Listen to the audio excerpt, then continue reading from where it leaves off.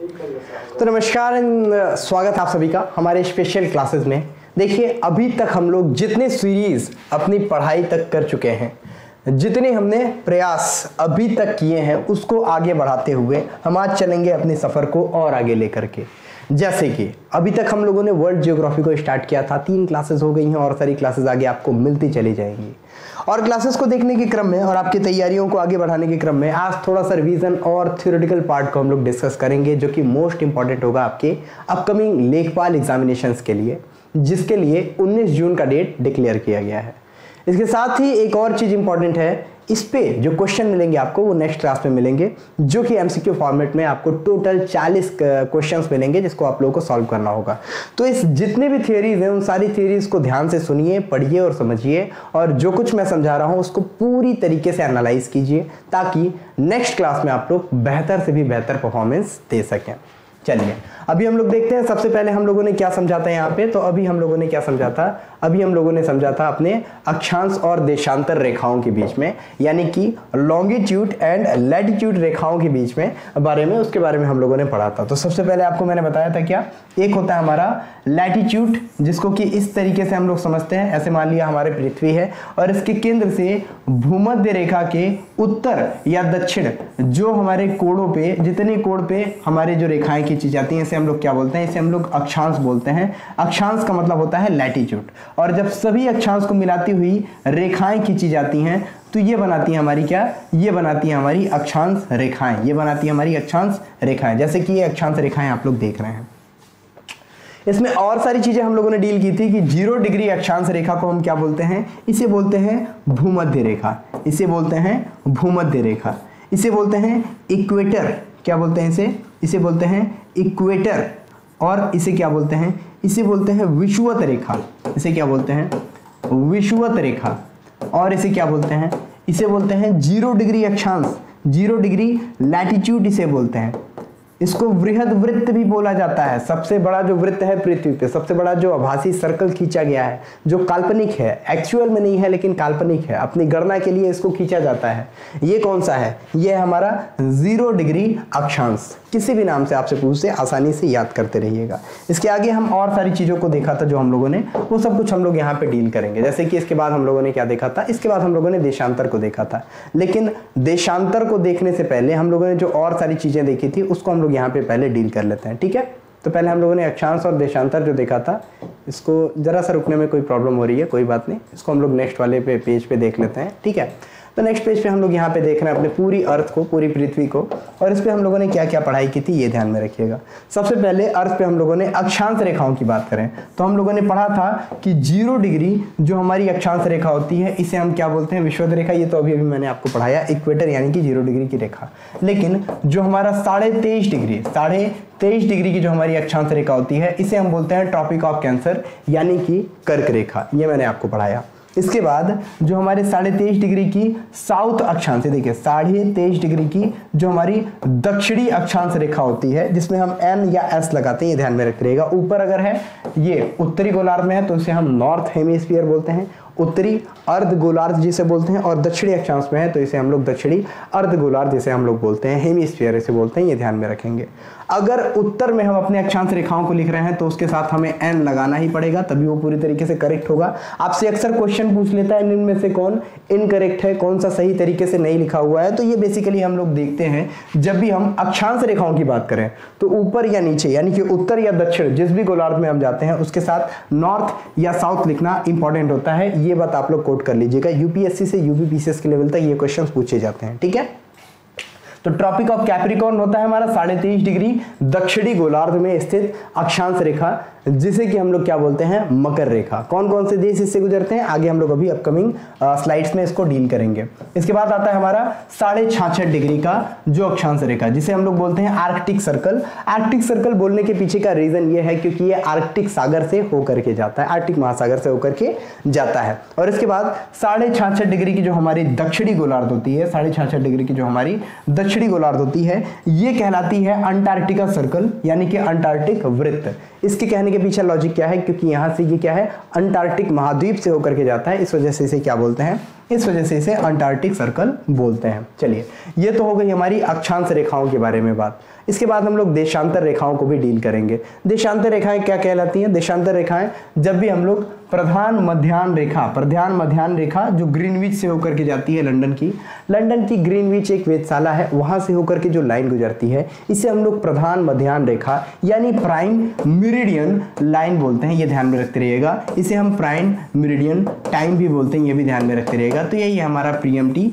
इसको ही हम लोग जीएमटी भी बोलते हैं। ग्लोबल लेवल पे जो हमारी टाइम की जो मतलब एक तरीके से मानक जहां से माना गया है वो क्या है हमारा, यही है जीएमटी, जो कि हमारे 0 डिग्री देशांतर रेखा से होकर के जाती है। देशांतर रेखाएं क्या होती है ये हम लोग आगे की स्लाइड्स में डील करेंगे, बट यहाँ पे थोड़ा सा मैं बता दूं, देशांतर रेखाएं जो होती हैं ये पृथ्वी को, जितनी भी देशांतर रेखाएं होंगी सारी देशांतर रेखाएं पृथ्वी को 2 बराबर भागों में काटती हैं और ये उत्तरी ध्रुव से दक्षिणी ध्रुव तक होते हुए ये क्या है घूम करके जाती हैं। जब इनके कॉन्सेप्ट की बात करते हैं तो जब भी पृथ्वी पर हम इस तरीके से पृथ्वी को अगर कट डाउन कर लें, इस तरीके से पृथ्वी को अगर हम कट डाउन कर लें और फिर उसके बाद से जो हमारी एक रेखा है, ये कौन सी रेखा है, ये मान लिया 0 डिग्री हमारी देशांतर रेखा है जिसे हम लोग प्रधान मध्याह्न रेखा बोलते हैं। इसके पूर्वी और पश्चिमी छोर की तरफ जब हम कोणीय दूरियां लेते हैं तो इसे हम क्या बोलते हैं, इसे हम लोग देशांतर बोलते हैं। और फिर जब इन्हीं को मिलाती हुई पूरी रेखाएं खींच दी जाती हैं तो इसे हम लोग देशांतर रेखा बोलते हैं। Clear it? ओके, चलिए अब आगे की बातों को देख लेते हैं। ये तो आप लोगों ने पढ़ लिया। अब आगे जो मोस्ट इंपॉर्टेंट जो क्वेश्चंस आपसे अक्सर पूछे जाते हैं, जिसको मैं बार बार आपके सामने क्वेश्चंस के फॉर्मेट में लेकर के आता हूं और जो आपके लिए मोस्ट इंपॉर्टेंट भी है आगे अपकमिंग एग्जाम्स में। सबसे पहले बात, साउथ अमेरिका के कौन कौन से देश हैं जहां से इक्वेटर पास करता है, यानी कि जहां से हमारा कौन सा भूमध्य रेखा गुजरती है, वो कौन कौन से देश हैं साउथ अमेरिका कॉन्टिनेंट यानी कि साउथ अमेरिका महाद्वीप के।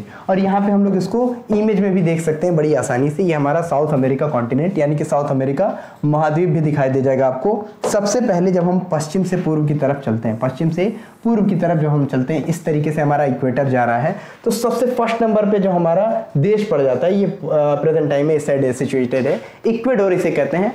दूसरे नंबर पे आता है कोलंबिया, थर्ड नंबर पे आता है ब्राजील। ठीक है, ये हमारा साउथ अमेरिका कॉन्टिनेंट से होकर के जाने वाली जो रेखा है हमारी, कौन सी भूमध्य रेखा, इसके बारे में मैं बात कर रहा हूं। कौन सा, इक्वेडोर, फिर आपका कौन सा कोलंबिया, फिर उसके बाद से ब्राजील। ऐसे ध्यान में रख सकते हैं, ECB, इस तरीके से, जैसे JCB वैसे ECB। ठीक है, साउथ अमेरिका का ECB, Ecuador, Colombia and Brazil. इसके बाद हम याद करेंगे अफ्रीका कॉन्टिनेंट के कौन कौन से देश हैं जो कि साउथ अमेरिका अफ्रीका कॉन्टिनेंट के कौन कौन से देश हैं जो कि इक्वेडोर से होकर के जाते हैं, या फिर इक्वेडोर कौन कौन से देशों से होकर के जाता है अफ्रीका कॉन्टिनेंट से। ठीक है, इसमें फर्स्ट नंबर पे आपका यहाँ पे आ जाता है कौन सा, फर्स्ट नंबर, जिसको हम लोग फोर्थ नंबर पे नॉर्मली बोल सकते हैं, साओ टोम प्रिंसिप। कौन सा, साओ टोम प्रिंसिप। इसके बाद कौन कौन सा आएगा, देखिए साओ टोम प्रिंसिप जो है ये लगभग यहाँ पे आता है, अफ्रीका कॉन्टिनेंट के जरा सा बाहर आने वाला एक देश है, इसको ध्यान में रखेंगे। यहाँ से भी हमारा इक्वेटर जो है पास करता है। इसके बाद आएगा हमारा रिपब्लिक ऑफ कॉन्गो। कौन सा, republic of Congo. Then Gabon आएगा, गैबोन के बाद डेमोक्रेटिक रिपब्लिक ऑफ कॉन्गो, जिसको जायरे के नाम से भी जानते हैं। ठीक है, 2 कॉन्गो है, ध्यान में रखते रहेगा, republic of Congo and democratic republic of Congo. ठीक है, इसके बाद आता है क्या, Uganda, then Kenya and then Somalia. Somalia जो कि हॉर्न ऑफ अफ्रीका की कंट्री है। कौन कौन से देश आ गए फिर से देखते हैं तुरंत हम लोग फिर से इसको कवर करेंगे। Sao Tome Principe, republic of Congo, Gabon, democratic republic of Congo, Uganda, Kenya and Somalia. ये सारी कंट्रीज से क्या जाता है हमारा, ये सारी कंट्रीज से हमारा इक्वेटर पास करता है। इसके बाद जब हम आ जाएंगे ओशियंस में, कुछ कंट्रीज ऐसी हैं जो कि किसी भी पर्टिकुलर कॉन्टिनेंट से बिलोंग नहीं करती हैं। ये कौन कौन सी कंट्रीज हैं, इसमें से आएगा आपका मालदीव्स, ध्यान में रखेंगे मालदीव्स, दुनिया का सबसे छोटा, मतलब कि अगर एरिया वाइज की बात कर ली जाए तो एरिया वाइज सबसे छोटे देश में आ जाता है। हालांकि वेटिकन सिटी और ज्यादा छोटा देश होता है, लेकिन मालदीव्स की बात करेंगे। फिर इंडोनेशिया आ जाता है, एशिया का सबसे छोटा देश तो खैर मालदीव्स ही आता है, इसको ध्यान में रखेंगे। इसके बाद इंडोनेशिया आएगा, फिर उसके बाद हमारी किरिबाती आइसलैंड आता है, किरिबाती आइसलैंड। ठीक है, ये देख सकते हैं आप लोग यहाँ से कैसे जा रहा है। यहाँ पे आपका कहीं पे आ जाएगा कौन सा, यहाँ पे आपका आ जाएगा मालदीव्स, ये आपका मालदीव्स है, यहाँ पे पास में पड़ेगा ये पोजीशन। इसके बाद हमारा कौन सा आ रहा है, ये इंडोनेशिया, येलो पार्ट आप देख रहे हैं इंडोनेशिया है। एंड यहाँ पे किरिबाती, आप लोग जाएंगे अपने मैप में एक बार पॉइंट आउट कर लेंगे किरिबाती कहाँ पे है, एग्जैक्टली लोकेशन मैंने यहाँ पे बताई आपको। इससे आप लोग क्या करेंगे, इसको रिलेट करके देख लेंगे। ठीक है, नेक्स्ट क्वेश्चन आपसे पूछता है कि कौन कौन सी कंट्रीज हैं साउथ अमेरिका की या फिर अफ्रीका कॉन्टिनेंट की, या फिर आपसे पूछ ले कौन कौन सी कंट्रीज हैं हमारे एशिया की जहां से हमारा ट्रॉपिक ऑफ कैंसर यानी कि जहां से हमारा कर्क रेखा गुजरती है। उन देशों के नाम 1 to 1 करके जरा याद कर लेते हैं। सबसे पहले जब हम बात करेंगे साउथ अमेरिका कॉन्टिनेंट की, तो अभी आपने साउथ अमेरिका कॉन्टिनेंट देखा भी, जहां से कौन सा हमारा इक्वेटर भी गुजरती है, और यहां से मैक्सिको एंड बहामास, ये दोनों कंट्रीज की बात करेंगे तो ये साउथ अमेरिका कॉन्टिनेंट से भी होकर के जाती है, इसको ध्यान में रखेंगे। हालांकि ये साउथ अमेरिका कॉन्टिनेंट में डायरेक्टली नहीं आती है, इसको हम लोग क्या से लैटिन अमेरिकन कंट्रीज के रूप में जानते हैं। इस तरीके से आप देखेंगे, ठीक है। यहाँ पे आपको कुछ दिखाई देगा, इस लेवल पे ऊपर आपको दिखाई देगा यहाँ पे कौन सा, ट्रॉपिक ऑफ कैंसर के लेवल पे, ठीक है। ट्रॉपिक ऑफ कैंसर ये नॉर्थ अमेरिका होगा, साउथ अमेरिका गलती से छपा हुआ है, मैक्सिको के पास में आएगा, फिर उसके बाद आपका कौन सा बहामास आ जाता है द्वीप, इसको ध्यान में रखेंगे, इसको मैं मॉडिफाई कर दूंगा। नेक्स्ट आता है हमारा कौन सा, अफ्रीका कॉन्टिनेंट, कौन सा, Africa continent. And Africa continent पे जब हम बात करते हैं कौन कौन सी कंट्रीज से हमारा मकर रेखा गुजरती है, फर्स्ट नंबर पे वेस्ट सहारा, सेकंड पे Mauritania, then Mali, then Algeria, then Niger, then Libya, then Egypt जिसे हम मिस्र कहते हैं। फिर से देख लेते हैं, वेस्ट सहारा, पश्चिमी सहारा जिसे हम बोलते हैं, मारिटोनिया, फिर माली, अल्जीरिया आ जाता है आपका, नाइजर, लीबिया एंड इजिप्ट जिसे हम मिस्र के नाम से जानते हैं। ये कंट्रीज कितनी है हमारी जो अफ्रीका कॉन्टिनेंट से होकर के जाती है, टोटल 7 कंट्रीज से, ध्यान रखेंगे, ठीक है। एशिया की कंट्रीज की बात कर ली जाए तो इसमें आपका सऊदी अरेबिया सबसे पहले एंटर करता है। किस कंट्री में सबसे पहले एशिया के सबसे पहले एंटर होता है, पश्चिम के साइड से देखेंगे तो आपका सऊदी अरेबिया, ओमान, यूएई यानी United Arab of Emirates, then India से भी हमारी ट्रॉपिक ऑफ कैंसर यानी कर्क रेखा होकर के जाती है। अब किन किन राज्यों से होकर के जाती है ये हम लोग इंडियन ज्योग्राफी में डील करेंगे, एक दिन की छोटी सी क्लास होगी उसमें ये सब कुछ हम लोग डील कर लेंगे। देन आपका बांग्लादेश आएगा, फिर म्यांमार, चाइना और ताइवान, इन कंट्रीज से होकर के पास करती है हमारी कौन सी, ट्रॉपिक ऑफ कैंसर यानी कि कर्क रेखा, ये आप रिलेट करके याद रखेंगे, ठीक है। देन आता है आपका ट्रॉपिक ऑफ कैप्रिकॉर्न, ये आपको पता है 23.5 डिग्री जो हमारी दक्षिणी अक्षांश रेखा होती है, इसे हम लोग बोलते हैं ट्रॉपिक ऑफ कैप्रिकॉर्न यानी कि 23.5, जिसको हम लोग बोलते हैं 23.5 डिग्री, ठीक है। साउथ साइड में रहता है, इस वजह से दक्षिणी अक्षांश यानी कि हमारा कौन सा साउथ जो हमारा लैटिट्यूड होता है, इसको हम लोग ध्यान रखेंगे। जब हम साउथ अमेरिका कॉन्टिनेंट की बात करेंगे तो Chile, Argentina, Paraguay and Brazil, इन चारों कंट्रीज से क्या है, इन चारों कंट्रीज से हमारा ट्रॉपिक ऑफ कैप्रिकॉर्न गुजरता है। अफ्रीका कॉन्टिनेंट की बात करें तो इसमें हमारा Namibia, Botswana, south Africa, Mozambique, फिर उसके बाद मेडागास्कर आ जाता है आपका। मेडागास्कर हालांकि अफ्रीका का एग्जैक्टली मेन लैंड का पार्ट नहीं है, फिर भी इसको हम लोग यहाँ पे देख रहे हैं क्योंकि यहाँ से भी हमारा कौन सा ट्रॉपिक ऑफ कैप्रिकॉर्न गुजरता है। यहाँ पोर्शन आप देखेंगे ये भी कभी पार्ट हुआ करता था अफ्रीका कॉन्टिनेंट का, इसको मालागासी कहते हैं, ठीक है। तो ये मेडागास्कर के पार्ट की मैंने बात की, ठीक है, इसको ध्यान में रखते रहेंगे। इसके बाद ऑस्ट्रेलिया कॉन्टिनेंट भी आता है, ऑस्ट्रेलिया कंट्री भी आती है, ये अपने आप में एक अलग है, जहाँ से भी आपका क्या है ट्रॉपिक ऑफ कैप्रिकॉर्न यानी कि मकर रेखा गुजरती है। कौन सी रेखा है जो ऑस्ट्रेलिया को 2 बराबर भागों में बांटती है, ये हमारा ट्रॉपिक ऑफ कैप्रिकॉर्न यानी कि मकर रेखा ही है, रिलेट करके याद कर लेंगे, कहीं छोटा सा लिख लीजिएगा कॉपी में ताकि आपके एग्जामिनेशंस में अगर पूछ दिए जाएं तो ये सारी चीजें आपको याद रहें, ठीक है। इसके बाद सबसे इंपॉर्टेंट जो हमारी अक्षांश रेखा थी वो थी कौन सी, आर्कटिक सर्कल यानी कि हमारी आर्कटिक रेखा जिसके बारे में हम लोगों ने बात की थी। देखिए इस तरीके से ये जो खींचा गया है इसको हम लोग जब बात करते हैं तो ये किन किन कंट्रीज से होकर के जाता है, बड़ी आसानी से आप देख सकते हैं।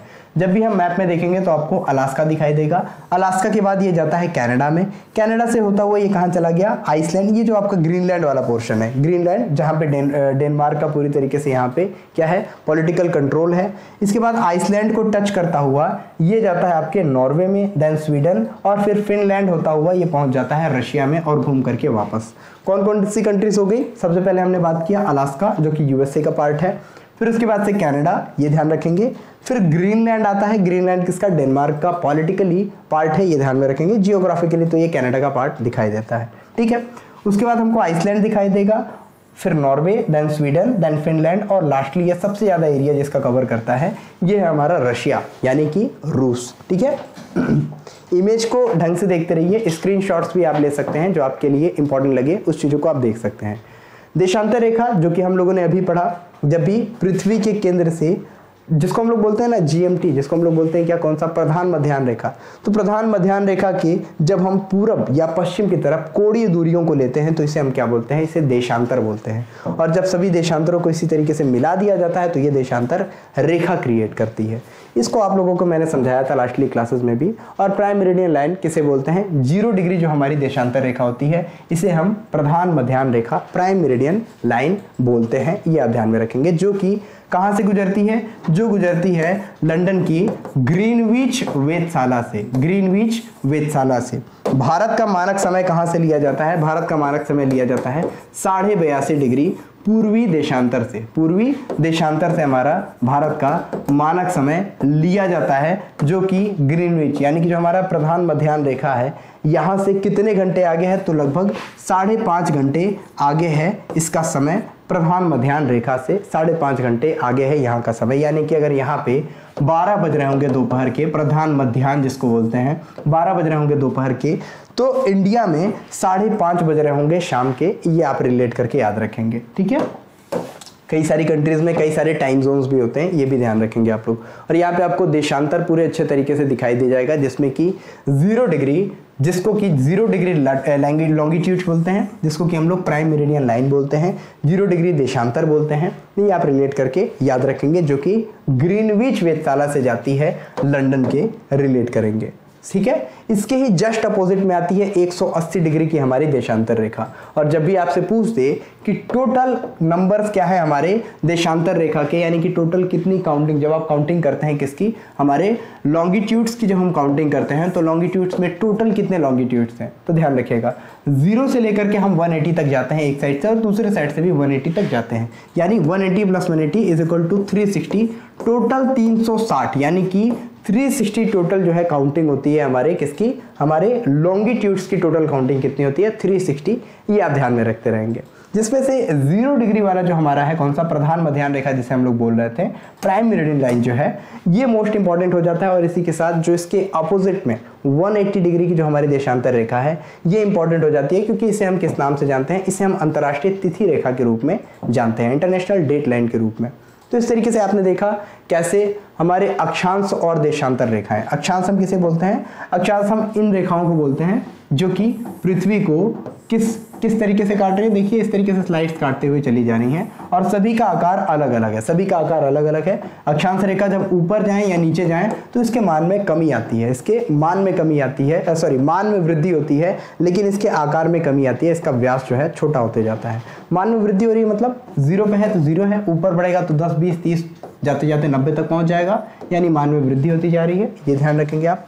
देशांतर रेखा की बात करें तो देशांतर रेखा क्या है, ये सभी एक बराबर होती हैं, कोई ना ही बहुत ज्यादा बड़ा ना ही कोई बहुत ज्यादा छोटा, ये आप ध्यान में रखेंगे। और दोनों को मिला करके एक ग्रिड इस तरीके का तैयार होता है, जो कि हम लोग अपने ग्लोब पे भी देखते हैं अक्सर। जब भी आप ग्लोब को उठाएंगे तो आपको ग्लोब पे ऐसी आड़ी और तिरछी रेखाएं दोनों तरफ दिखाई देती हैं, जूम करके देखोगे तो आपको दिखाई देगा। ओके, ये होता है एग्जैक्टली लोकेशन को पता लगाने के लिए, पृथ्वी पे किसी भी एग्जैक्ट लोकेशन को जब हमको ट्रैक करना होता है तो ये सारे लैटिट्यूड एंड लॉन्गिट्यूड्स जितने भी डिस्टेंस होते हैं, ये सारी चीजें हमारे काम में आती हैं, जिसको कि आप लोग इस तरीके से इमेज पे देखते हैं, जहाँ पे हमारे टोटल 7 कॉन्टिनेंट्स को इस पे दिखाया गया है। ओके, देन हम देख लेते हैं अपने मेन मोस्ट इंपॉर्टेंट जो हमारी देशांतर रेखा है, जिसको हम जानते हैं किस नाम से, इंटरनेशनल डेट लाइन के नाम से, जिसे हम जानते हैं इंटरनेशनल डेट लाइन, यानी कि हमारी अंतरराष्ट्रीय तिथि रेखा के नाम से जिसे हम जानते हैं। कौन सी, अंतरराष्ट्रीय तिथि रेखा।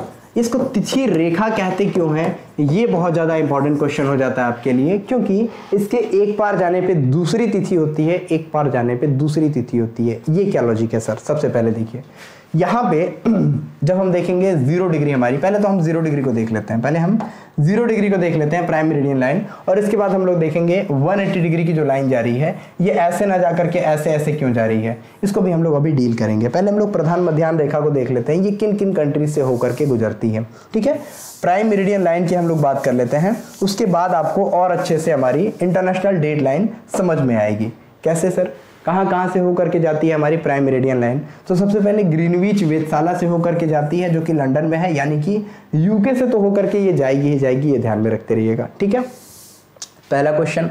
तो ये सबसे पहले किस देश में एंट्री करती है, उत्तर से दक्षिण की तरफ जब जाते हैं तो सबसे पहले आएगी यूनाइटेड किंगडम से होकर के जाती हुई। सेकेंडली ये किस कंट्री में एंटर करती है, तो ये आती है फ्रांस में यानी कि फ्रेंच में। इसके आगे ये स्पेन में एंटर करती है।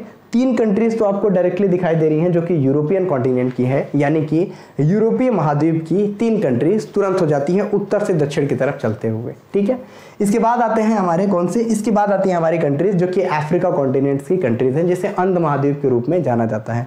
यूरोपियन महाद्वीप को प्रायद्वीपीय महाद्वीप जाना जाता है, ये भी उपनाम भी याद रखते रहिएगा।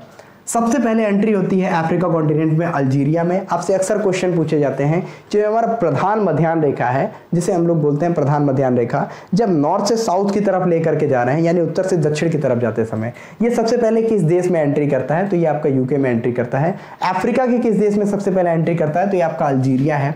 देन ये माली में एंटर करता है, इसके बाद बुर्किना फासो, फिर आता है आपका टोगो और लास्टली आता है आपका घाना। इन सारे कंट्रीज से होकर के ये गुजरता हुआ क्या है हमारा प्राइम मेरिडियन लाइन जाता है। और फिर लास्टली ये क्या है, अंटार्कटिका महाद्वीप जो है इसका क्वीन मॉड लैंड एक एरिया पड़ता है। क्वीन मॉड लैंड जो कि अंटार्कटिका का पोर्शन है, एक एरिया है, यहां से होकर के ये क्या है गुजरता है, जिसके बारे में मैंने आपको लास्टली बताया भी था। ठीक है, इसके आगे की चीज़ों को आप लोग देखेंगे जब मैप पे हम उतारते हैं, अपने पूरे ग्लोब को जब हम मैप पे उतारते हैं तो हमको कुछ इस तरीके का स्ट्रक्चर प्राप्त होता है, जिसमें हमको इक्वेटर दिखाई देता है, जिसमें हमको क्या है ट्रॉपिक ऑफ कैप्रिकॉर्न दिखाई देता है, जिसमें हमको ट्रॉपिक ऑफ कैंसर दिखाई देता है, यानी कि कर्क रेखा, मकर रेखा, भूमध्य रेखा, ये तीनों हमको सर्कल्स दिखाई देते हैं। इसके अलावा ऊपर से अगर जाएं तो इसे हम आर्कटिक वृत्त बोलेंगे, आर्कटिक रेखा भी कभी बोल देते हैं, और नीचे जब जाएंगे तो इसे अंटार्कटिक वृत्त बोलते हैं, अंटार्कटिक रेखा भी कभी इसे बोल दिया जाता है। ओके, सो आई होप आप लोग क्लियर हैं। अब हम लोग चलते हैं अंतर्राष्ट्रीय तिथि रेखा की तरफ, जिसके बारे में मैंने अभी अभी आपको बताया। मोस्ट इंपॉर्टेंट है, क्यों इंपॉर्टेंट है अभी हम देख लेते हैं। जब भी हम अंतर्राष्ट्रीय तिथि रेखा की बात करते हैं तो ये जो 180 डिग्री की हमारी देशांतर रेखा होती है, हालांकि एग्जैक्टली ये 180 डिग्री की देशांतर रेखा नहीं होती है, क्योंकि देशांतर रेखा को तोड़ मरोड़ करके कभी नहीं रखा जाता है, सीधी सीधी जाती है। अंतर्राष्ट्रीय तिथि रेखा थोड़ी सी अलग है, बट इसको बोला जा सकता है कि ये 180 डिग्री देशांतर रेखा को ही अंतर्राष्ट्रीय तिथि रेखा कहा जाता है। कहाँ से होकर के ये जाती है, तो सबसे पहले जब ऊपर से आएगी ये, तो ये आर्कटिक सागर से होकर के आएगी, आर्कटिक सागर से होकर के आएगी, और फिर उसके बाद से चुक्सी सागर एक पड़ता है आपका, चुक्सी सागर, और तुरंत वहीं से आपका बेरिंग जल संधि, बेरिंग स्ट्रेट जिसे हम लोग बोलते हैं, जो कि अलास्का को अलग करता है रशिया से। ठीक है, बेरिंग स्ट्रेट से होता हुआ ये पैसिफिक ओशन यानी प्रशांत महासागर से गुजरता है, और मानक समय स्टैंडर्ड टाइम जो है ये प्रत्येक देश का निर्धारित किया जाता है। कहाँ से, ये हमारा ग्रीनविच के मेन टाइम से आधे, मतलब एक तरीके से रिलेट करके उसके जो है उसी के हिसाब से हम लोग सेट करते हैं। और फिर उसके बाद से आगे जब हम लोग देखना स्टार्ट कर देते हैं तो भारत का मानक समय कैसे लिया जाता है ये सब कुछ हम डील करेंगे, लेकिन पहले हम लोग इसको देख लेते हैं, जो कि हमारा कौन सा है, इंटरनेशनल डेट लाइन। इस तरीके से आपको दिखाई दे रहा है कुछ पोर्शन, इसमें इंटरनेशनल डेट लाइन कौन सा है, ये है आपका इंटरनेशनल डेट लाइन, जो यहाँ आकर के इस तरीके से मोड़ा गया है, फिर सीधा आकर के, और फिर यहाँ पे पूरे एकदम ऐसे डिज़ाइन बना करके इसको क्या है कुछ इस तरीके से खींचा गया है। ऐसे खींचने का मतलब क्या है, तो मैं अभी अभी बताता हूँ आपको इसका मतलब। जब भी हम देखेंगे प्राइम मेरिडियन लाइन के बारे में, देखिए 0 डिग्री है, इसको हमने यहाँ पे देख लिया। ठीक है, इसके जब हम दाहिनी तरफ चलेंगे यानी कि पूरब की तरफ चलेंगे तो इधर क्या है, इधर जो भी टाइम होगा वो प्लस में होगा, प्लस में होगा, यानी कि जितना भी टाइम आगे बढ़ता जाएगा उसकी टाइम को हम लोग देखते जाएंगे, इसमें टाइम जो है आगे बढ़ता चला जाएगा। इंडिया की बात करें तो ये क्या है, 5.5 घंटे की बात कर ली जाए तो 5.5 घंटे जो है इंडिया का टाइम जो है आगे रहता है ग्रीनविच से। इसके बारे में हम लोगों ने यहाँ पे पढ़ा था। ठीक है, फिर उसके बाद से जब हम बात करते हैं इसके, जब भी हम लोग बाएं तरफ जाएंगे तो बाएं तरफ जाने में क्या है, टाइम को घटाया जाता है, टाइम को घटाया जाता है, जितना बाएं आप आएंगे उतना टाइम को इतना घटा दिया जाता है। इसको ध्यान में रखते रहेंगे, जो आपके लिए इंपॉर्टेंट है। ठीक है, ये सब कुछ आपने देखा। अब आगे की बात कर लेते हैं जो हमारे लिए इंपॉर्टेंट है। आगे की बात क्या करते हैं, सॉरी थोड़ा सा प्रॉब्लम है यहाँ पे, 5.5 घंटे ये पीछे होता है, इसको ध्यान में रखते रहेंगे। इधर से सूर्योदय होता है ना, तो इधर से सूरज उगता हुआ इधर के साइड में आता जाएगा, तो इधर सबसे पहले सुबह होगी, सुबह यहाँ मतलब टाइम हो गया, फिर उसके बाद से यहाँ आते आते जो है इधर साइड में ढल जाएगा सूरज। तो खैर ये होता है आपका पूरा प्लस एंड माइनस का कॉन्सेप्ट। ठीक है, अब आपने देखा क्या, आपने देखा हमारा GMT के बारे में, जिसको हम लोग बोलते हैं कौन सा, ग्रीनविच मीन टाइम। ठीक है, इसके आगे की बात जब हम करते हैं इंटरनेशनल डेट लाइन की, तो इंटरनेशनल डेट लाइन इसी के जस्ट अपोजिट में 180 डिग्री का जो खींचा जाता है हमारा, 180 डिग्री पे खींचा गया जो हमारी अक्षांश रेखा होती है, इसको बोलते हैं। इसका क्या कॉन्सेप्ट है तो ध्यान में रखते रहेगा। जब भी हम लोग इस रेखा को खींचते हैं तो ये ध्यान में रखा जाता है कि किसी एक देश का दो पार्ट ना हो जाए, एक देश का दो पार्ट ना हो जाए, पता चले एक ही देश में दो जगहों पे कहीं संडे मनाया जा रहा है, कहीं मंडे मनाया जा रहा है, तो ऐसा ना हो। इस वजह से जब भी हम लोग इंटरनेशनल डेट लाइन को, अंतर्राष्ट्रीय तिथि रेखा को पार करते हैं, अगर हम लोग क्या है पश्चिम से पूरब की तरफ इसको पार करेंगे तो क्या है एक दिन की क्या हो जाएगी, हमें नुकसान हो जाएगी, और जब पूरब से पश्चिम की तरफ पार करेंगे तो हमें एक दिन का फायदा हो जाता है। ये आपको पूरा मैप में दिखाई दे रहा है, जो कि ऐसे आप लोग देख सकते हैं। ठीक है, जब हम ग्लोब की बात करते हैं तो ग्लोब पे कुछ इस तरीके से हमको दिखाई देता है। यहाँ पे मोड़ने का रीज़न ये है क्योंकि यहाँ कई सारी कंट्रीज़ हैं जो कि अपने मानक रेखा को, अपने मानक समय को अपने हिसाब से डिसाइड करती हैं, तो इस वजह से इसको घुमा दिया गया है ताकि कुछ कंट्रीज़ को पूरी तरीके से कवर अप किया जा सके। ठीक है, अब हम लोग आगे की चीज़ों को डील करते हैं। आज का जो हमारा कॉन्सेप्ट था ये तो आपने देख लिया, थोड़ा सा मैंने आपको बताया था वो बता दूं। इलाहाबाद के पास मिर्ज़ापुर पड़ता है और वहीं से हमारी 82.5 डिग्री की देशांतर रेखा गुजरती है, जिसे कि हमारा भारत का प्रमाणिक मानक समय माना जाता है। ठीक है, चलिए अगले क्वेश्चन की तरफ हम मूव करते हैं। अगले क्वेश्चन की तरफ हम मूव करते हैं जो कि हमारा स्टार्ट कहाँ से होता है, जो कि हमारा स्टार्ट कहाँ से होता है, ये स्टार्ट होता है हमारा पृथ्वी की आंतरिक संरचना से। आज के क्लियर जितने भी कॉन्सेप्ट्स हैं उसको हम लोग यहीं से समझना शुरू करेंगे। जैसे कि हम लोगों ने सूरज के आंतरिक भाग की बात की थी, सूरज के आंतरिक भाग की बात की थी, हमने बताया था पूरा सौरमंडल पढ़ने के बाद कि जब हम सूरज को इस तरीके से केक की तरीके से अगर कट डाउन करते हैं और फिर निकालते हैं तो हमको कुछ ऐसा पोर्शन मिलेगा जो कि 3 पार्ट में हमको दिखाई देगा। ठीक है, 3 पार्ट में क्या, बहुत सारे पार्ट में दिखाई देगा, लेकिन इसके मेनली 2 पार्ट्स को हम लोगों ने कवर किया था। एक था इसका सेंट्रल पार्ट जिसे हम लोगों ने कोर पार्ट बोला था, जिसका टेम्परेचर यानी कि ताप, हमने बोला था ना सूरज का केंद्र का तापमान कितना होता है 1.5 गुणे 10 पे घाते 7 डिग्री सेल्सियस, 1.5 गुणे 10 पे घात 7 degree Celsius, 1.5 × 10⁻7 degree Celsius temperature होता है जब भी हम सूरज के कोर का टेम्परेचर निकालते हैं तो। और इसके सरफेस का टेम्परेचर क्या होता है, सरफेस का टेम्परेचर होता है 6000 डिग्री सेल्सियस। ठीक है, सौर कलंक का ताप हमने देखा था 1500 डिग्री सेल्सियस। ये सब कुछ तो हम लोगों ने देख लिया था सूरज के कॉन्सेप्ट के बारे में, लेकिन जब हम पृथ्वी की बात करेंगे तो इसका हम लोगों को 3 पार्ट मिलेगा पूरे पृथ्वी का। कौन कौन सा 3 पार्ट, 3 पार्ट हम लोग मेनली अगर हम लोग पूरा डिस्ट्रीब्यूशन करते हैं, हालांकि बहुत सारे डिस्ट्रीब्यूशन होते हैं इसमें, लेकिन वो आपको नहीं पढ़ना है, जितना पढ़ना है उतना ही बता रहा हूँ आपको। ठीक है, जब हम बात करेंगे पृथ्वी के 3 मेनली किन किन पार्ट्स में बांटा जाता है तो 3 पार्ट होते हैं इसके। सबसे ऊपरी परत को बोला जाता है क्रस्ट यानी कि भूपर्पटी जिसे हम बोलते हैं। ठीक है, सबसे ऊपरी परत को हम लोग क्रस्ट बोलते हैं, कम एरिया कवर करता है, क्रस्ट के नाम से जाना जाता है, भूपर्पटी के नाम से ये जाना जाता है।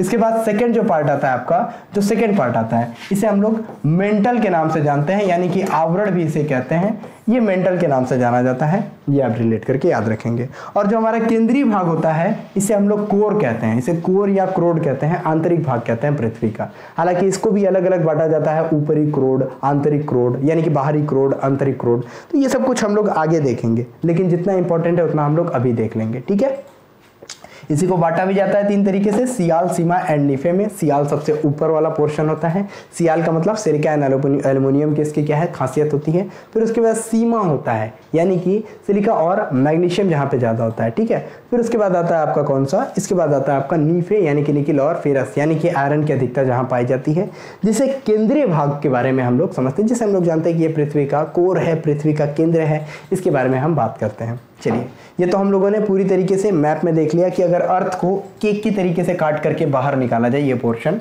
तो हमको कैसा दिखाई देता है। ठीक है, अब चलते हैं हम लोग, बहुत सारे कॉन्सेप्ट थे वो आपको क्लियर कर दिया गया। अब चलते हैं चीज़ों को समझना, चीज़ों के बारे में जानना, क्योंकि आज का हम लोगों का 4-5 टॉपिक को हम लोग इसी एक ही क्लास में कवर करेंगे, बहुत आसानी से कवर करेंगे और सारी जितनी भी चीज़ें हैं बहुत आसानी से आपके दिमाग में बैठ भी जाएंगी, इसका दावा है। ठीक है, दावा है, देखिए क्लासेस को पूरी आसानी से समझ में आएगा। सबसे पहले जब हम स्थल मंडल की बात करते हैं, सबसे पहले जब हम स्थल मंडल की बात करते हैं यानी कि पृथ्वी के उस भाग की बात करें जहाँ पे जीवन, मतलब जीवन तो खैर पानी वाले पोर्शन में भी होता है, उस भाग की बात करें जहाँ पे हमको धरती दिखाई देती है, जमीन दिखाई देता है, जहाँ पे हमको मिट्टी दिखाई देती है। खैर मिट्टी भी दिखाई देती है, क्या भू क्षेत्र जिसे हम लोग बोलते हैं, पृथ्वी का ऐसा क्षेत्र जहाँ पे पानी नहीं, उस क्षेत्र की बात कर रहे हैं हम। ठीक है, तो स्थल मंडल पृथ्वी के संपूर्ण जो बाह्य परत है जिसपे महाद्वीप और महासागर स्थित हैं, स्थल मंडल कहलाता है। और पृथ्वी के कुल 29% भाग पर जो है स्थल और 71% भाग पर जल है, ये भी देखा जाता है जब हम पूरी पृथ्वी की बात करेंगे। पृथ्वी हमारी नीला ग्रह के रूप में बोली जाती है। वजह क्या है? नीला ग्रह के रूप में बोलने की वजह यही है क्योंकि यहाँ पे 71% क्या पाया जाता है? पानी, यानी कि जल की अधिकता वाला ये ग्रह माना जाता है। और जल जब बाहर से सौरमंडल से देखते हैं हम तो ये क्या है? हमको पृथ्वी नीले ग्रह के रूप में दिखाई देती है। पृथ्वी की संरचना के बारे में मैंने पहले भी आपको बताया था कि ये क्या है? पूरी तरीके से तो गोल नहीं है, ठीक है, भू आफ टाइप की इसकी संरचना है। और इस पे हम लोगों ने महाद्वीपों का कैसे विस्थापन हुआ था ये पिछली वाली क्लास में देखे थे हम लोगों ने। कैसे? ये आपका बीच वाला पोर्शन था जिसको हम लोगों ने क्या नाम दिया था? इसको पैंजिया के नाम से जाना जाता था। सारे महाद्वीप एक हुआ करते थे। और ये जो पानी वाला पोर्शन है इसे पैंथालासा कहा जाता था। जब क्रम में यानी कालक्रम के बदलाव में जब ये दोनों अलग हो जाते हैं दोनों पोर्शन, तो ऊपर वाला पोर्शन क्या हो जाता है? ऊपर वाला पोर्शन हो जाता है आपका अंगारा लैंड, नीचे वाला पोर्शन हो जाता है गोंडवाना लैंड, और बीच में एक सागर आती है जिसे हम लोग टेथिस सागर के रूप में जानते हैं। कौन सा सागर? टेथिस सागर। फिर उसके बाद से यह टेथिस सागर जब आपस में जाकर के बहुत सारे एरियाज कवर, इधर से नॉर्थ अमेरिका, इधर south America, Africa continent, Australia इधर बढ़ गया, और ऊपर में आपका यहाँ पे यूरोप आ जाएगा कॉन्टिनेंट, और यहाँ पे एशिया कॉन्टिनेंट जब आ जाती है, और फिर आपस में आकर के फिर से इंडो ऑस्ट्रेलियन प्लेट यहाँ पे टकराती हैं, तो यहाँ टेथिस सागर की जगह पे हमारे माउंट एवरेस्ट का निर्माण होता है। ठीक है, ये सब कुछ हमने मैपिंग पढ़ते समय में बताया था, तो उसको बस रिवाइज करा रहा था ताकि ध्यान में आप लोग रखते रहें। तो स्थल मंडल का हमारे इसी तरीके से निर्माण हुआ था, जिसकी स्टार्टिंग के बारे में और प्लेट्स के बारे में हम लोगों ने पढ़ा था। ठीक है, तो यही कहलाएगी पूरी 29% भाग पर स्थल है और 71% भाग पर। ये परसेंटेज भी ध्यान रखते रहिएगा, अक्सर पूछता है पृथ्वी के कितने प्रतिशत पार्ट पर हमारा भूभाग पाया जाता है, तो ये हमारा 29% पार्ट है। कितने परसेंट पार्ट पर जल पाया जाता है, तो ये हमारा 71% भाग पर जल पाया जाता है। इसके आंतरिक भाग को 3 पार्ट्स में डिवाइड किया जाता है, 3 भागों में विभाजित किया जाता है, जिसको हम लोगों ने अभी अभी डील किया। पहला पार्ट कौन सा आ गया? भूपर्पटी, यानी कि क्रस्ट। अगर पूरी पृथ्वी पे हम देखें क्रस्ट, सबसे पतली वाली परत, सबसे ऊपरी परत जिसको हम लोग क्रस्ट कहते हैं, ये क्रस्ट होता क्या है?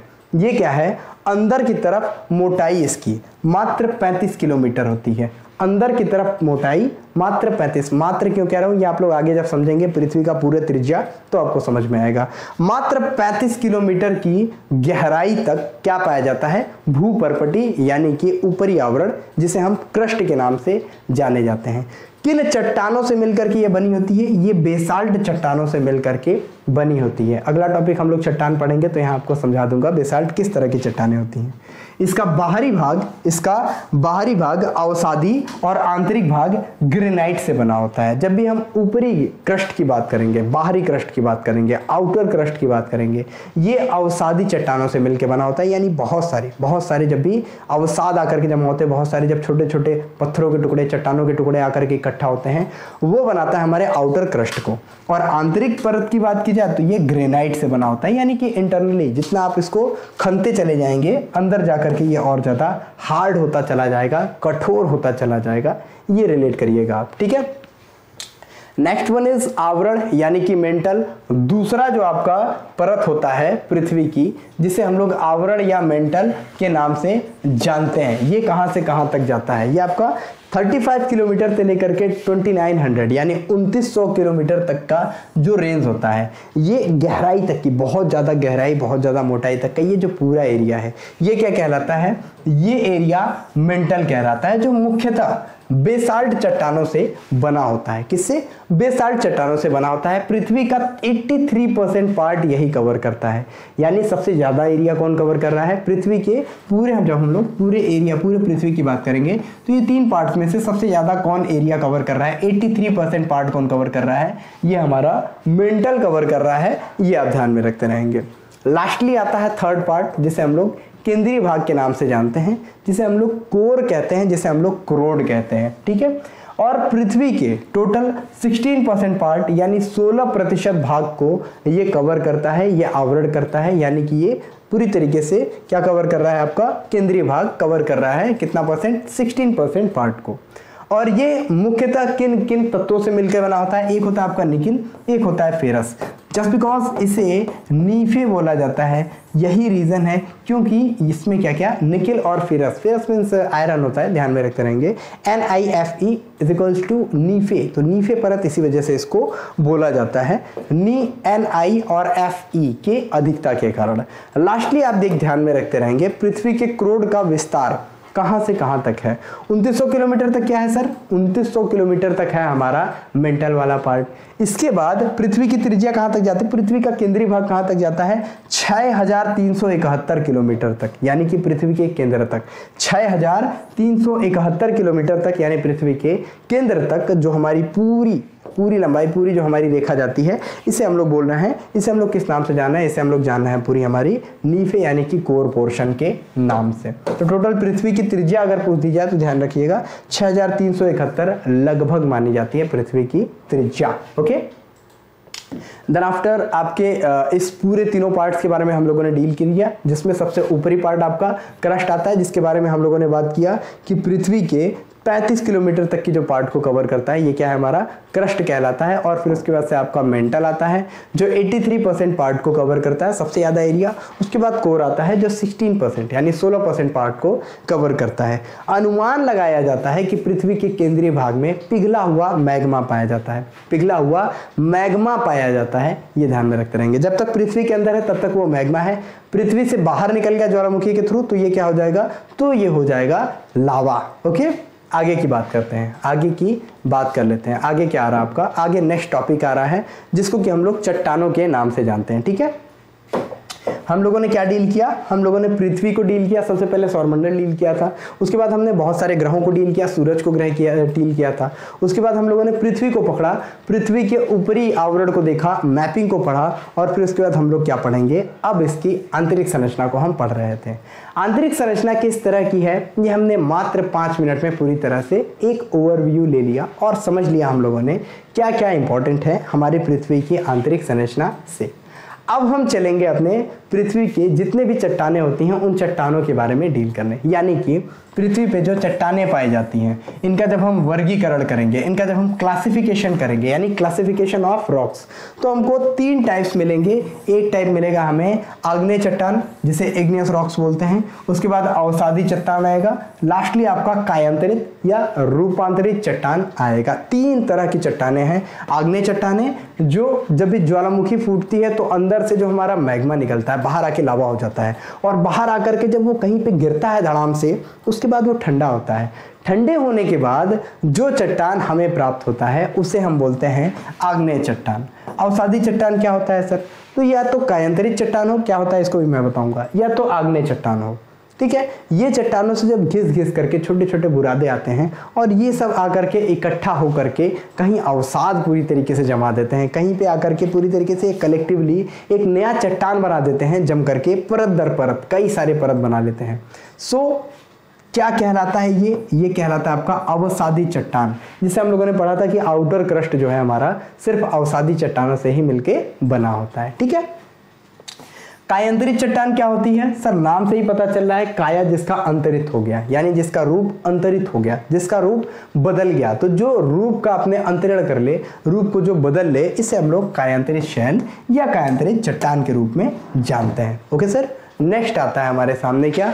नेक्स्ट आता है हमारे सामने इनकी पूरी एब्रिविएशन, जिसको हम लोग पढ़ते हैं डिटेल में। जैसे कि हमने डिटेल में क्या बताया, आग्नेय चट्टान क्या होती है, फिर अवसादी चट्टान क्या होती है, फिर रूपांतरित या कायांतरित चट्टानें क्या होती हैं। एक एक करके देख लेते हैं। सबसे पहले पकड़ेंगे आग्नेय चट्टान को, फिर से देखेंगे आग्नेय चट्टानों को।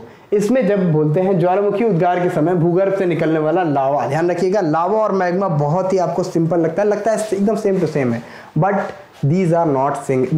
जो हम बोलते हैं these are not same, directly आप लोग ये समझ के याद रखिएगा, ये दोनों सेम बिल्कुल नहीं है, दोनों एकदम अलग अलग हैं। और जब भी हम कहते हैं किसकी, लावा की बात करते हैं, ये धरातल पे जमकर जब ठंडा हो जाता है और इसके बाद आग्नेय शैलों में परिवर्तित हो जाता है, तो इसे हम लोग क्या आग्नेय चट्टान के रूप में इसे जानते हैं। पृथ्वी के उत्पत्ति के बाद सबसे पहला जो निर्माण हुआ था ये इन आग्नेय चट्टानों का ही निर्माण हुआ था, इग्नियस रॉक्स का ही सबसे पहले चट्टानों का निर्माण हुआ था। So this will be called प्राथमिक शैल, प्राथमिक चट्टान या प्राइमरी रॉक्स। आपसे क्वेश्चन पूछता है कौन सी चट्टान है जिसे हम लोग प्राथमिक चट्टान के रूप में जानते हैं, which rocks will be called the primary rocks, तो कौन सी हो जाती है आपकी, यही है इग्नियस रॉक्स, यानी कि हमारी कौन सी आग्नेय चट्टानें, ये ध्यान में रखेंगे। ठीक है, नेक्स्ट क्वेश्चन भी आपका वेट करता है। इसमें क्या है, क्वेश्चन आता है आपका अवसादी चट्टान किसे कहते हैं सर? तो अवसादी चट्टान जो है, नाम से ही पता है अवसाद, अवसाद यानी कि कई सारे पाउडर आकर के आपके एक एरिया में कवर हो रहे हैं। तो जब हम चूर्ण की बात करते हैं, कई सारे चट्टान जब हैं चूर्ण होकर के धीरे धीरे नीचे जमा होने लगते हैं, तो इनसे किस चट्टान का निर्माण होता है? इनसे अवसादी चट्टानों का निर्माण होने लगता है। और इनकी रचना कई सारे परत है, एक परत झरकड़ के गिरा, एक परत बनी, दूसरी परत आई, तीसरी परत आई, इतनी परत बन जाती है कि ये टोटली क्या है, लेयर्स में तब्दील हो जाते हैं, परतदार चट्टान ये बन जाते हैं, पूरी तरीके से कन्वर्ट होके ये परतदार चट्टान बन जाते हैं। तो मैक्सिमम परत आपको कहाँ पे पाए जाएंगे? ये आपको मिलेंगे आपको अवसादी चट्टानों में, ठीक है। आग्नेय चट्टानों में परत नहीं पाई जाती, उसमें रमे पाए जाते हैं, ये ध्यान में रखेंगे, ठीक है। अधिकतर जो जीवाश्म और खनिज तेल होते हैं ये किस चट्टान में पाए जाते हैं? आपसे क्वेश्चन अक्सर पूछता है, और ये मैक्सिमम पाए जाते हैं हमारे अवसादी चट्टानों में, ध्यान रखिएगा। और सबसे ज्यादा कौन से चट्टान पृथ्वी पे पाए जाते हैं? ये पाए जाते हैं 75% टोटल रॉक्स का, यानी टोटल चट्टानों का 75% जो भाग पाया जाता है ये हमारे इन्हीं अवसादी चट्टानों में ही पाया जाता है। अवसादी चट्टान ही टोटल मैक्सिमम पार्ट को कवर करते हैं, जबकि क्रस्ट के निर्माण में इनका योगदान 5% होता है। क्यों? आउटर क्रस्ट की बात कर रहा हूँ, आउटर क्रस्ट की। इनर क्रस्ट तो पूरी तरीके से बेसाल्ट चट्टानों से बना होता है ना, तो आउटर क्रस्ट की बात कर रहे हैं, 5% इसका पूरी तरीके से योगदान होता है। नेक्स्ट क्वेश्चन की तरफ मूव करते हैं। क्वेश्चन क्या है? क्वेश्चन है कायांतरित चट्टान, जिसे हम लोग बोलते हैं रूपांतरित चट्टान, जिसके बारे में मैंने आपको बताया उच्च तापमान हो या उच्च दबाव हो, या फिर उच्च तापमान और दबाव दोनों हो, या फिर हाई, जैसे मैंने बताया high temperature and high pressure, और फिर हाई टेम्परेचर हो बहुत ज़्यादा, या फिर हाई प्रेशर हो, दोनों में से कोई एक, या फिर बोथ एक साथ इंक्लूड किया जाए, तो क्या बनता है हमारा? तो जो भी चट्टान होती है वो अपनी दशा पूरी तरीके से चेंज कर देती है, it will be totally changed, पूरी तरीके से अपने आप को बदल डालती है, और ये बन जाती है एक नई टाइप की चट्टान, जिसे हम लोग कहते हैं कौन सी चट्टान? जिसे हम लोग बोलते हैं कायांतरित चट्टान। ये ध्यान में रखते रहेंगे, ये कायांतरित चट्टान बनती है, ठीक है। सामने आपके लिखा हुआ है उच्च तापमान, दबाव या फिर दोनों के प्रभाव से ऊंचे ताप की जो वाष्प और जल से रासायनिक क्रिया से आग्नेय और अवसादी चट्टानों में मूल परिवर्तन हो जाते हैं। मूल रूप से परिवर्तन हो गया, मतलब वो पहले की तरह नहीं हो सकता है। ग्रेफाइट था वो बन करके हीरा हो गया, मतलब जो पहले कोयला था बन करके वो हीरा हो गया, ग्रेफाइट हो गया, और वो दोबारा से कोयला नहीं बनेगा। ये सारी चीज़ें जब होती हैं, ये सारी कुछ जब होते हैं, तो इसे हम बोलते हैं कौन सा? ये काया अंतर कर लिया, ये रूपांतरित हो गया, इसको रूपांतरित चट्टान हम लोग बोल सकते हैं, जो कन्वर्ट हो गया अपने मेन जो उसका मतलब जिस तरीके से था वो उससे पूरी तरीके से चेंज हो गया। इन परिवर्तनों के फलस्वरूप जो चट्टानें बनती हैं इन्हें ही कायांतरित चट्टानें कहा जाता है। इनका गुण, इनका रंग और इनके खनिज संरचना, और जब इनके हमको रवे की बात की जाए, रवे इसमें से जो निकलते हैं ये पूरी तरीके से नए सिरे से बनते हैं। ये पहले की तरह बिल्कुल नहीं हो जाते हैं, टोटली चेंज हो जाते हैं। जैसे आपका जब सिलेक्शन हो जाएगा तो आप एकदम काया आपकी अंतर हो जाएगी, सब लोग मिलेंगे भाई ये कौन आ गया, तो वही वाली चीजें यहाँ पे आपको दिखने को मिलेंगी। इन चट्टानों में कठोरता, दृढ़ता सबसे अधिक पाई जाती है। अक्सर आपसे जब पूछा जाता है कि सबसे ज्यादा कठोर कौन सी चट्टान है, बहुत सारे लोग मैक्सिमम 80% से अधिक लोग गलती करते हैं, तुरंत आग्नेय चट्टान पे लगा देते हैं, जबकि वो गलत है। आपका कायांतरित चट्टान जो है ये राइट आंसर हो जाएगा। इसमें जो है जीवाश्मों का अभाव होता है, लेकिन सबसे ज्यादा कठोरता और दृढ़ता जो है इसमें ही पाई जाती है, यानी कायांतरित चट्टानों में। जब भी हम बात करेंगे अभ्रक की, क्वार्जाइट की, इनफैक्ट हीरा और संगमरमर, डायमंड और जो हमारा संगमरमर होता है, ये सब कुछ कायांतरित चट्टान के ही एग्जाम्पल्स हैं। ये आप लोग जरूर देखिएगा, मोस्ट इंपॉर्टेंट है। ये सारी चीजें आपको अगली क्लासेस में तुरंत मिलेंगी, किस तरह से ऑब्जेक्टिव फॉर्मेट में आपको एमसीक्यूज के फॉर्मेट में मिलेंगी, जिसको आप लोगों को डील करना होगा। नेक्स्ट क्वेश्चन देख लेते हैं, मतलब नेक्स्ट टॉपिक देख लेते हैं। इसमें क्या है, आपको वही चीजें और ज्यादा सिंपल तरीके से एक चार्ट के मीडियम से बना करके समझाया गया है। जैसे देखिए, पृथ्वी के अंदर से जब सेफ्टी वॉल की एक तरीके से कॉन्सेप्ट होती है, इसमें क्या ज्वालामुखी फट करके बाहर निकलती है। अभी हम लोग ज्वालामुखी भी पढ़ेंगे, ठीक है। ज्वालामुखी फट करके जब बाहर निकलती है तो ये मैग्मा जो बाहर आता है तो लावा कहलाता है, और ये लावा बाहर आकर के जब जम जाता है तो फिर यहाँ पे एक चट्टान का निर्माण होता है, जिसे हम लोग इग्नियस रॉक्स यानी आग्नेय चट्टानों के रूप में जानते हैं। Some of examples are there: granite, basalt, bituminous, ग्रेबो, साइनाइट एंड साइनाइट है, ठीक है, ग्रेनाइट, पेमाटाइट एंड फिर डायोराइट। ये सभी एग्जांपल हो जाते हैं आपके किसके? ये सभी एग्जांपल्स हैं आपके इग्नियस रॉक्स यानी कि आग्नेय चट्टानों के। बात करते हैं हमारे दूसरे टाइप की चट्टान के। ओनली एग्जांपल्स हैं यहाँ पे, सिर्फ एग्जांपल्स हैं, जिन्हें हम अवसादी चट्टानें कहते हैं, यानी सेडिमेंट्री रॉक्स बोलते हैं। कौन सी? सेडिमेंट्री रॉक्स बोलते हैं। इसमें आपका आता है कांग्लोमरेट, नमक की चट्टान। नमक की चट्टान से कंफ्यूज मत होइएगा, एक चट्टान होती है जो समुद्र से निकालते हैं, इसे हम समुद्री नमक बोलते हैं। समुद्र के किनारे बहुत सारी क्यारियां बना दी जाती हैं, उसमें जब ज्वार आता है फिर उसके बाद से पानी पीछे जाता है तो बहुत सारे अवसाद रह जाते हैं, झाग रह जाती है, फेन रह जाती है, उसको सुखा करके नमक बनाया जाता है। वो नमक होती है समुद्री नमक। इसके अलावा झील में से भी नमक, जैसे कि खारे पानी की एक झील है सांबर झील जो राजस्थान में पड़ती है, इसमें भी इसी तरीके की क्यारियां बनाई जाती हैं। इसमें पानी आता है, झाग बचता है, सूखा करके उससे क्या बनाते हैं? नमक का फॉर्मेशन कर दिया जाता है, नमक की खेती कर ली जाती है।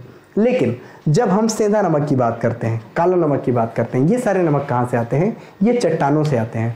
और उन्हीं में से एक चट्टान होता है आपका अवसादी चट्टान, जो कि नमक की चट्टान के रूप में बनता है। आप देखते हैं उसमें लेयर्स निकलते हैं, परत निकलते हैं। ये कौन सा? अवसादी चट्टानों का एग्जाम्पल्स है। आपसे कोई सिंपली क्वेश्चन पूछ दे तो आसानी से आप बता देंगे। इसके अलावा शेलखड़ी, बलुआ पत्थर, चूना पत्थर, स्लेट एंड लिग्नाइट, ये सभी एग्जाम्पल्स हो जाएंगे आपके कौन से? सेडिमेंट्री रॉक्स के, यानी अवसादी चट्टानों के। After that third one which is most important, कायांतरित चट्टान, जिसे मेटामॉर्फिक रॉक्स बोलते हैं। कौन सा?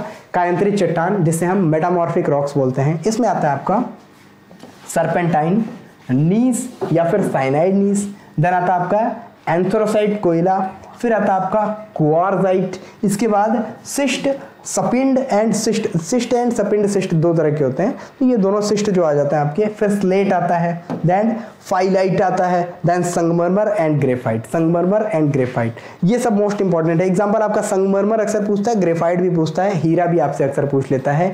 ये सभी एग्जाम्पल हैं कायांतरित चट्टान के, ध्यान रखिएगा आप, ठीक है। अब आ जाता है हमारा नेक्स्ट टॉपिक, जिसे हम भूकंप के रूप में जानते हैं, जिसे हम अर्थक्वेक के रूप में जानते हैं, जिसको हम लोग समझते हैं कि जब पृथ्वी में कंपन होती है, पृथ्वी में कंपन होती है तो भूकंप की घटना सामने आती है और इसी को हम लोग भूकंप कहते हैं, ठीक है। चलिए सर, भूकंप के बारे में कुछ चीज़ें डील कर लेते हैं। भूकंप के बारे में कुछ चीज़ डील कर लेते हैं। आपने अक्सर सुना होगा भूकंप कैसे आता है, क्यों आता है। चलिए आज फिर से वही चीज़ें समझा देता हूँ आपको, क्योंकि कॉन्सेप्ट शुरू करने से पहले हमारा रिवाज है कि उसको बेसिक से उठा के ले चला जाए, ताकि जो पहली बार पढ़ रहा है उसको भी किसी तरह की दिक्कत ना हो, ठीक है। तो जब हम भूकंप की बात करते हैं, जब हम भूकंप की बात करते हैं तो भूकंप में क्या सबसे पहले आता है? जब भी हम पृथ्वी के बारे में पढ़ते हैं तो पृथ्वी में बहुत सारी छोटी बड़ी प्लेटें हैं, बहुत सारी छोटी बड़ी प्लेटें हैं। कुछ जगहों पे आपको लगता है कई जगह बहुत सारी भूकंप आते हैं, बहुत ज़्यादा, कहीं पे कम भूकंप आता है। वजह क्या है इसकी? जब हम बात करेंगे जापान की, तो जापान में बहुत ज़्यादा भूकंप आता है। वजह क्या है सर? बहुत सारी छोटी छोटी प्लेटें आसपास हैं, इस वजह से भूकंप आती है। जब हम गुजरात की बात करते हैं सर, गुजरात में भी बहुत ज़्यादा भूकंप आता है। बहुत सारी वही प्लेट्स हैं, आपस में टकराती हैं, इस वजह से क्या है, यहाँ पे भूकंप आता है। फिर उसके बाद से जब हम बात करेंगे सर, इसकी बात करें जब हम लोग पूरे नेपाल वाले साइड में, यहाँ पे भी भूकंप आता है। क्यों? क्योंकि सर इंडो ऑस्ट्रेलियाई प्लेट जो है यहाँ पे आ जाता है। इंडो ऑस्ट्रेलियन प्लेट जो है ये किसको डिस्टर्ब करता है? ये डिस्टर्ब करता है यूरेशियन प्लेट को। इस वजह से यहाँ पे भी भूकंप के झटके आते हैं और इसी वजह से यहाँ पे हमारे एवरेस्ट पर्वत का भी निर्माण हुआ था, ठीक है। कुछ चीज़ें आपको और कॉन्सेप्ट बता दूं, ये भूकंप आता है इसके पीछे का सबसे मेन रीज़न जो है, सबसे मेन रीज़न जो है, ये प्लेट्स का एक दूसरे के ऊपर चढ़ना होता है। कैसे चढ़ते हैं ये एक दूसरे के प्लेट? ये है हमारा एक प्लेट, ये है हमारा दूसरा प्लेट। जब भी हम एक प्लेट की बात करें जिसकी डेंसिटी, जिसकी घनत्व अगर कम है, जिसका घनत्व कम है, और ये जो दूसरा प्लेट है हमारा, इसका घनत्व क्या है? इसका घनत्व ज़्यादा है, इसकी डेंसिटी ज़्यादा है, ज़्यादा घना है, ठीक है। तो अधिक डेंसिटी वाला जो प्लेट है ये नीचे दब जाता है और नीचे धंस करके ये दबाना चालू करता है, स्टार्ट करता है। और ये जो हमारा लो डेंसिटी वाला जो हमारा परत है, लो डेंसिटी वाला जो हमारा प्लेट है, ये ऊपर उठना स्टार्ट कर देता है। तो ऊपर और नीचे इस तरीके से चीज़ें जानी शुरू हो जाती हैं और ऐसी एक जो है आपको मूवमेंट दिखाई देती है। और ये जब खिसकती है प्लेटें तो पृथ्वी में हलचल होती है, और जब हलचल होती है तो पृथ्वी पे क्या है, भूकंप के झटके महसूस किए जाते हैं। यही आपका भूकंप, इसी कॉन्सेप्ट के बारे में आज हम डील कर रहे हैं, ठीक है। मैप में आपको इस तरीके से कुछ दिखाई देगा, ये आपको दिखाई देता है पूरी तरीके से एक लेवल, इसको क्या बोलते हैं? तो खैर भूकंप को हम लोग पहले डील कर लेते हैं। ऐसे हमको दिखाई देता है पृथ्वी में तीन तरह के इसके जो है हमारे वेव्स होते हैं, P, S and L waves. और फिर उसके बाद से कुछ पी वेव के सेट जोन होते हैं, शैडो जोन होते हैं, जो 103 डिग्री से 142 डिग्री तक होती है। इसको भी हम लोग अभी समझेंगे, पहले थोड़ी चीज़ें भूकंप के बारे में जान लेते हैं।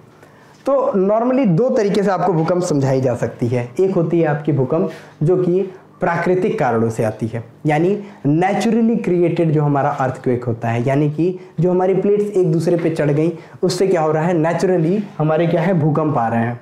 तो ये हो गई हमारी अंतर्जात कारण। और जब भी मान लीजिए एटम बम फोड़ दिया गया, जब भी एटम बम फोड़ दिया गया, अभी देखिए जापान में जब हिरोशिमा और नागासाकी में बम गिरा था, पहली बार एटॉमिक बम का और आखिरी बार अभी तक प्रयोग वही हुआ है हिरोशिमा और नागासाकी में 6 अगस्त एंड 9 अगस्त को, ठीक है। 1945 में ये अटैक हुआ था, जिसके बाद से सेकेंड वर्ल्ड वॉर पूरी तरीके से बंद हो गया था। Little boy and fat man नाम के 2 बम गिराए गए थे, तो भी भूकंप आया था उस एरिया में, ये ध्यान रखेंगे। इसके अलावा जब कभी महामशीन टाइप की कोई चीज़ का प्रयोग होता है, पृथ्वी के अंदर कोई बहुत बड़ी मशीन को चला देते हैं, तो भी इस तरह के झटके महसूस किए जाते हैं। अभी अमेरिका ने क्या है कैरिबियन सी में अपना एक टेस्ट किया था, जिस टेस्ट में भी भूकंप के झटके महसूस किए गए। ये होती हैं मानवकृत आपदाएं, या फिर मानवकृत या फिर बाहरी कारणों से जब पृथ्वी पर भूकंप आती है, या फिर मान लिया बाहर से ऊपर से कोई एस्टेरॉइड बड़ी जोर से आया, कोई उल्कापिंड बड़ी जोर से आया, ठीक है, मेटेरियल्स कुछ भी आया, आकर के पृथ्वी की सतह पे आके गिरा, थड़ा, थोड़ी देर के लिए भूकंप आ जाएगा और उस एरिया को क्षतिग्रस्त कर देगा।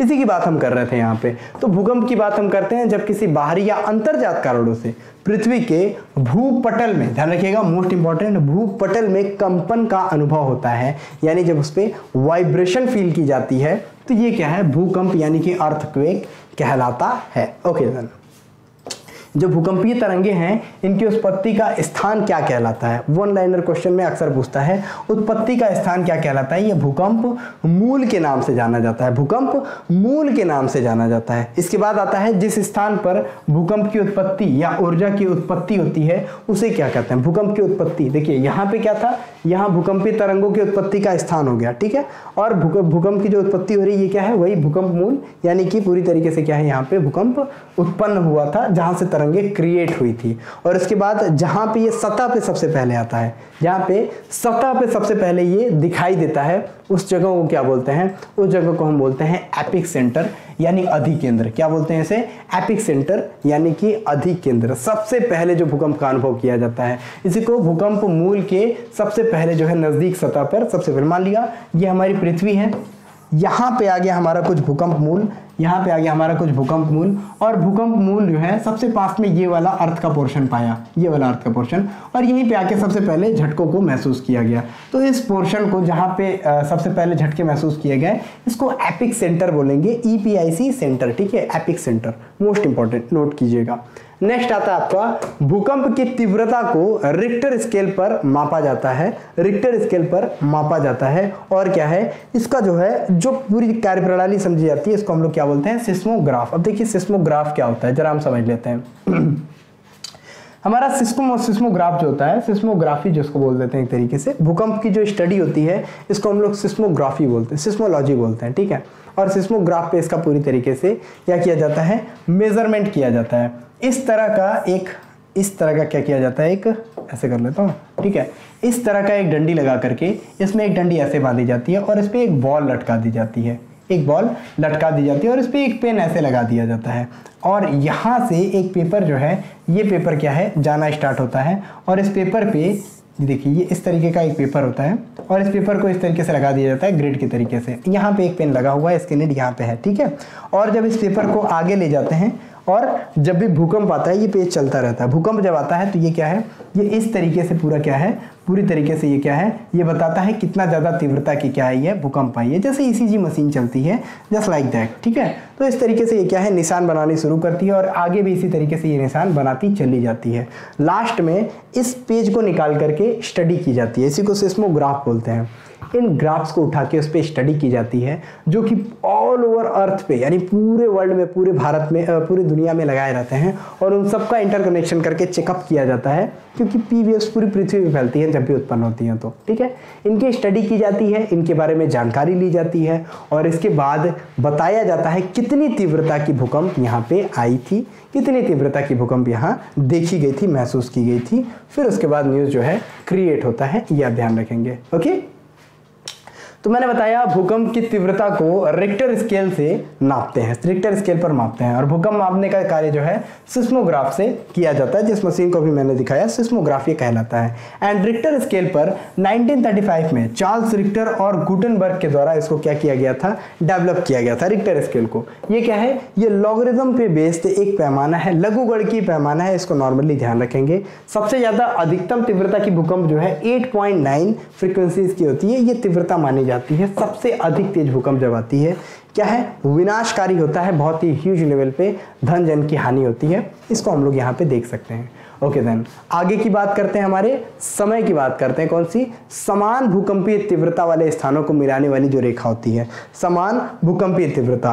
अब एक जगह पे हमारा मान लिया 1.5 या फिर 5.8 तीव्रता का फ्रीक्वेंसी का हमारा भूकंप आया, दूसरे जगहों पे भी इसी तीव्रता का भूकंप आया, तीसरी जगह पे भी इसी तीव्रता का भूकंप आया एक ही झटके से।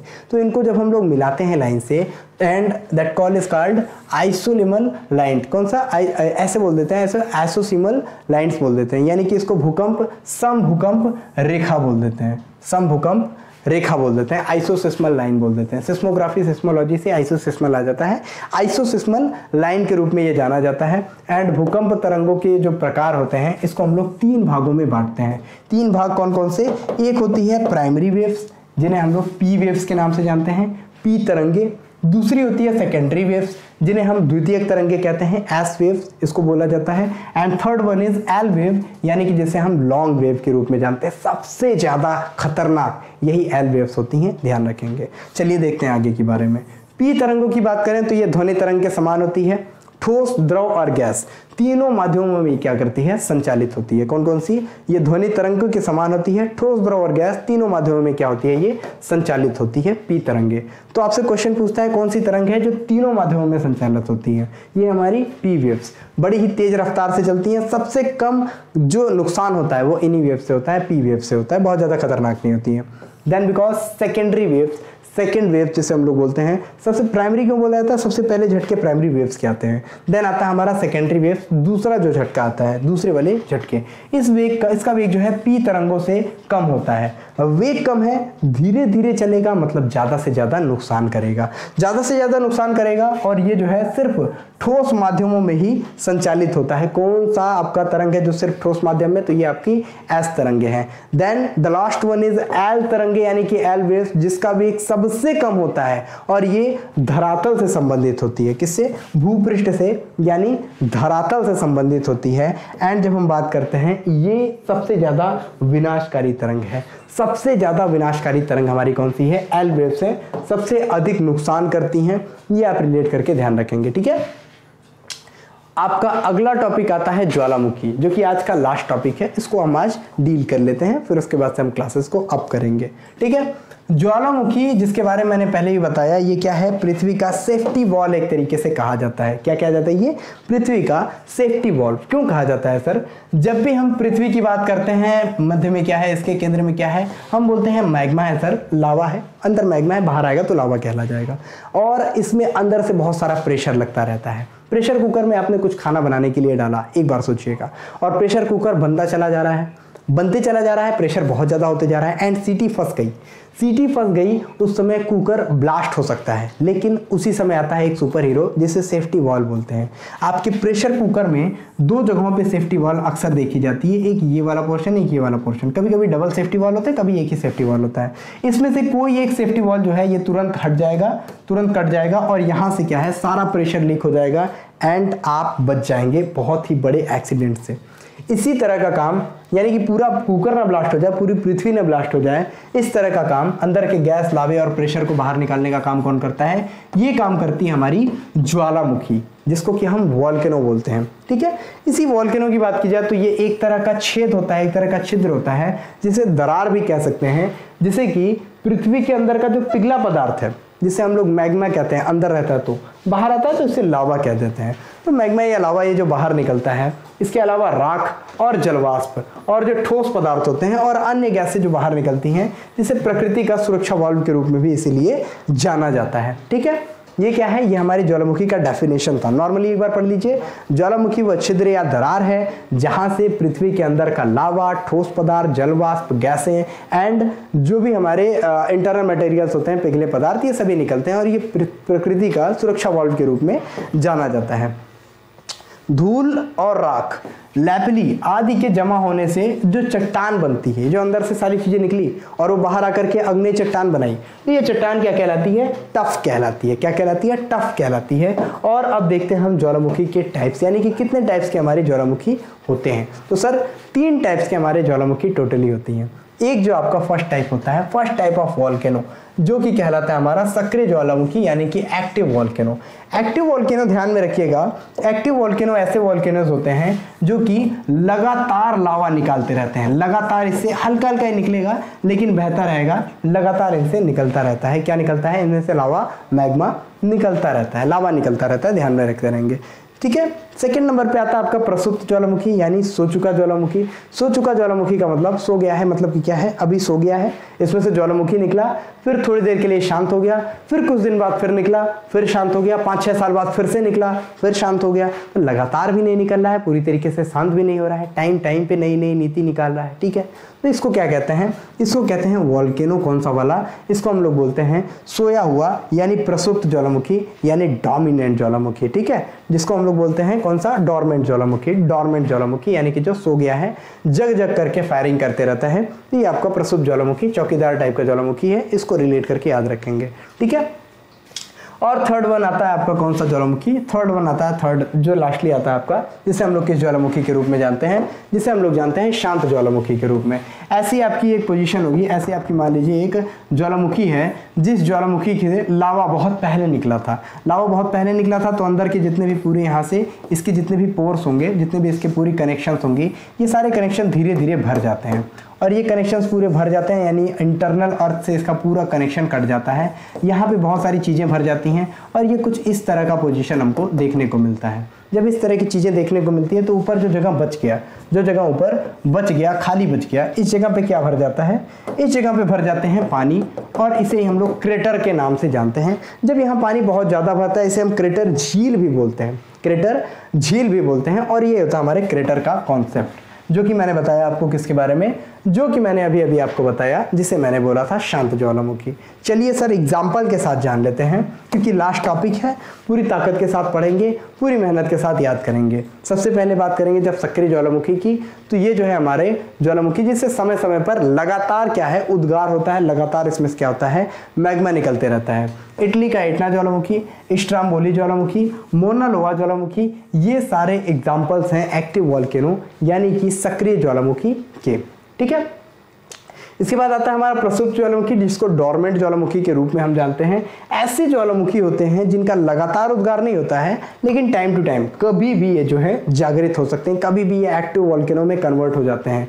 जैसे कि इटली का विसुवियस है, इटली का विसुवियस ज्वालामुखी है, क्राकाटोआ है इंडोनेशिया का, देन फ्यूजियामा है जापान का। ये सारी चीज़ें एग्जाम्पल हैं हमारे प्रसुप्त ज्वालामुखी यानी डोरमेंट वॉल्केनो के।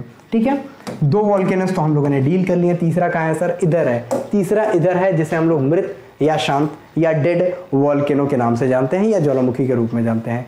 ऐसे तरह के ज्वालामुखियों में उद्गार कभी बंद हो चुका रहता है, बहुत पहले बंद हो चुका है, यानी ज्वालामुखी फूटी बहुत पुराने जमाने में, धीरे धीरे ये पूरा ऊपर से राख वाख आकर के बहुत सारी चीजें जमा होकर के, अवसाद जमा करके बंद हो जाती है इसका मुंह। तो इसे हम लोग क्या कहते हैं, इसे हम लोग मृत ज्वालामुखी के रूप में जानते हैं। जैसे कि भविष्य में इसमें कभी उद्गार होने की संभावना भी नहीं रहती है। ठीक है। अगर संभावना है तो ये प्रसुप्त हो जाएगा। ठीक है, क्योंकि कभी भी ये एक्टिव हो सकता है, लगातार हो रहा है तो वो एक्टिव हो जाएगा। ठीक है। लेकिन अब लग रहा है कि अब भविष्य में उद्गार भी नहीं होगी, तो ये क्या है, बहुत कम एग्जाम मतलब टाइम चांसेस होते हैं कि भविष्य में कभी ये उद्गार करेगा भी। ठीक है। तो इसे हम क्या बोलते हैं, डेड वॉल्केनो। जैसे माउंट पोपा म्यांमार का, किलिमंजारो अफ्रीका का, कोह सुल्तान ईरान का, ये सभी जो एग्जांपल्स हैं ये सभी बताते हैं किसके एग्जांपल, ये सभी एग्जांपल बताते हैं हमारे डेड वॉल्केनो यानी मृत ज्वालामुखी के।